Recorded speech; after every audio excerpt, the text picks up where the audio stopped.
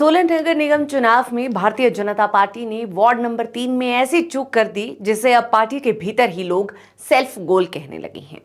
जिस प्रत्याशी पीयूष गर्ग को पूरे भरोसे के साथ मैदान में उतारा गया, उनका नामांकन ही अतिक्रमण के मामले में खारिज हो गया। सवाल यह है कि क्या पार्टी को सच में इस खतरे का अंदेशा नहीं था या फिर सब जानते बूझते हुए भी आंखें मूंद ली गई।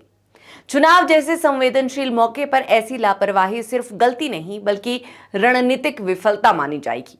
अब जरा गौरव राजपूत पर फरमाएं।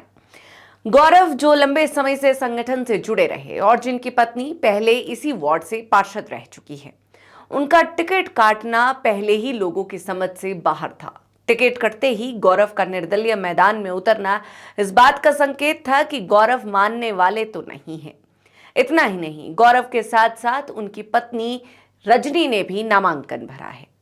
अब जब पार्टी का आधिकारिक प्रत्याशी ही बाहर हो गया तो वही गौरव अचानक पार्टी के लिए आखिरी उम्मीद बनते नजर आ रही हैं।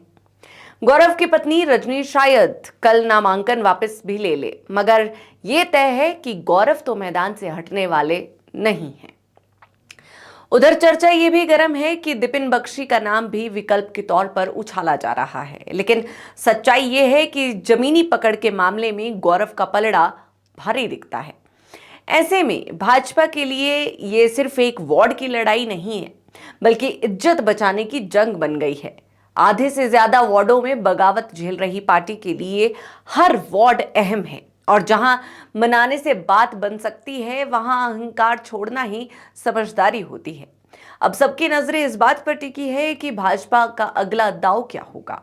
क्या वो गौरव को मनाकर डैमेज कंट्रोल कर पाएगी या फिर अंदरूनी खींचतान ही पार्टी को भारी पड़ जाएगी।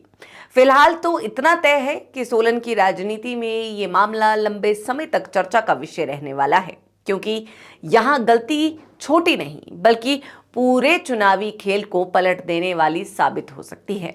अब इस पर आप सभी की क्या राय है, हमें कमेंट सेक्शन में जरूर बताएं।